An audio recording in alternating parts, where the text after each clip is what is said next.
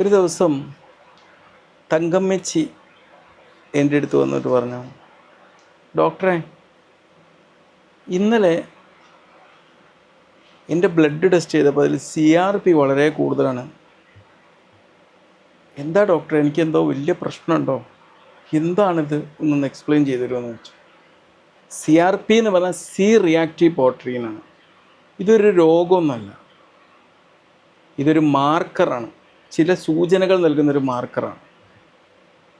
നമ്മുടെ രക്തത്തിലെ ഒരു അലാറം ബെൽ എന്ന് വേണമെങ്കിൽ പറയാം. നമ്മുടെ രക്തത്തിൽ ഇൻഫ്ലമേഷൻ അല്ല നീർവീക്കം അല്ലെങ്കിൽ ഇൻഫെക്ഷൻ നടക്കുന്നുണ്ടെന്നുള്ളതിനുള്ള സൂചന നൽകുന്നതാണ്. ഇപ്പോൾ കഴിഞ്ഞ ദിവസം നമ്മളൊരു ഉപ്പ വന്നപ്പം CRP വളരെ ഹൈ ആയിരുന്നു. അപ്പോൾ ആ ഉപ്പാക്ക് ഒരു 3 ദിവസം ആൻറ്റിബയോട്ടിക് കൊടുത്തപ്പം CRP വളരെ നോർമലിലേക്ക് വന്നു. അപ്പോൾ ചുരുക്കി പറഞ്ഞാൽ അവരുടെ ശ്വാസകോശത്തിലുണ്ടായ ഒരു അണുബാധയാണ് ഈ CRP വർദ്ധിപ്പിച്ചത്. 3 ദിവസം കൊണ്ട് തന്നെ CRP നോർമലായി. ആ അണുബാധ കുറഞ്ഞപ്പം ആൻറ്റിബയോട്ടിക് കൊടുത്ത് എഫക്റ്റ് ചെയ്തപ്പം ഒരു ഡോസ് കഴിഞ്ഞപ്പോൾ തന്നെ ആ ഉപ്പ പറയുണ്ടായിരുന്നു, എനിക്ക് നല്ല മാറ്റമുണ്ട് കേട്ടോ. 3 ദിവസം കഴിഞ്ഞ് നമ്മൾ വീണ്ടും CRP നോക്കിയപ്പം വളരെ നോർമലാണ്. ഇൻഫെക്ഷൻ കുറഞ്ഞപ്പം ആ അലാറം ബെല്ല് അടിയോടെ നിർത്തി, സംഗതി സുഖമായി. അപ്പോൾ ഈ CRP ഏതൊക്കെ കണ്ടീഷനിലാണ് കൂടുന്നത്?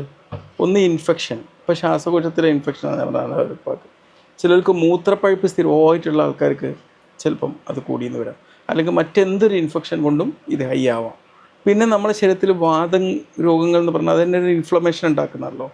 ഈ ഇൻഫ്ലമേഷൻ കൂടുമ്പം ഈ ഓട്ടോ ഇമ്മ്യൂൺ ഡിസീസ് എന്ന് പറയും, വാതരോഗങ്ങൾ, ഇത് കാരണം ചിലപ്പം ഈ CRP വർദ്ധിച്ച് വരാം. റിമറ്റോയ്ഡ് ആർത്രൈറ്റിസ് അല്ലേ, അങ്ങനത്തെ ഒക്കെ ഒരുപാട് അസുഖങ്ങളുണ്ട്.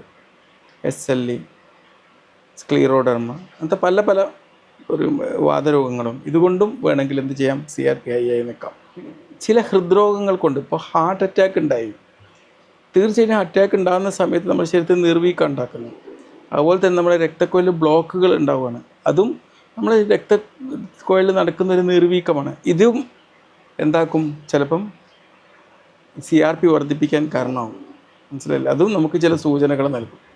പിന്നെ ഒബേസിറ്റി, അമിതവണ്ണം, അത് നമ്മുടെ ശരീരത്തിൽ കൊഴുപ്പുകൾ അടിഞ്ഞു കൂടുകയാണല്ലോ, അതും നമ്മൾ എന്തുണ്ടാക്കും, ഒരുപാട് CRP വർദ്ധിക്കാൻ കാരണമാകും. പിന്നെ ഡയബറ്റീസ് എന്ന് പറഞ്ഞാൽ ശരീരത്തിൽ രക്തക്കുഴലിൽ ഷുഗർ കൂടിയിട്ട് അവിടെ നീർവീക്കം ഉണ്ടാവുകയാണ്, അതും CRP വർദ്ധിപ്പിക്കും. പിന്നെ പുകവലി എന്ന് പറഞ്ഞാൽ നമ്മുടെ ശരീരം മുഴുവനും നീർവീക്കത്തിൻ്റെ ഒരു സ്റ്റേജ് ഉണ്ടാക്കുന്നതാണ്, അതുകൊണ്ടും CRP ഹൈ ആയി നിൽക്കാം. ഇവിടെ CRPയെ നമുക്ക് ചികിത്സിക്കേണ്ടതില്ല, CRP കൂടാൻ കാരണമായിട്ടുള്ള രോഗത്തെ ചികിത്സിക്കുമ്പോൾ CRP ഓട്ടോമാറ്റിക്കലി കുറഞ്ഞു വന്നോളും. അപ്പോൾ ഉപ്പാൻ്റെ സ്ഥിതിയിൽ ആ ഇൻഫെക്ഷൻ കൺട്രോളായപ്പം എന്തായി, CRP കുറഞ്ഞു. ഇനി അടുത്തൊരു ചോദ്യമാണ്, ഈ CRP വർദ്ധിക്കാതിരിക്കാൻ വേണ്ടി ഞാൻ എന്താ ചെയ്യേണ്ടത് ഡോക്ടറെ? അപ്പോൾ ഇൻഫ്ലമേഷൻ കുറക്കുന്ന രീതിയിലുള്ള ഭക്ഷണങ്ങളും ജീവിതശൈലിയുമാണ് CRP കൂടാതിരിക്കാൻ വേണ്ടി വേണ്ടത്. ധാരാളം വെജിറ്റബിൾസും ഫ്രൂട്ട്സും നട്ട്സും, പ്രത്യേകിച്ച് മുരിങ്ങ ഇലയൊക്കെ പോലുള്ളത് ധാരാളം കഴിക്കുക. പിന്നെ ജങ്ക് ഫുഡ്സ് ധാരാളം നീർവീക്കം ഉണ്ടാക്കുന്ന ഒരു ഭക്ഷണമാണ്, അത് ഒഴിവാക്കുക. ആൽക്കഹോൾ നീർവീക്കം ഉണ്ടാക്കും, പുകവലി നീർവീക്കുണ്ട്, ഇതൊക്കെ ഒഴിവാക്കുക.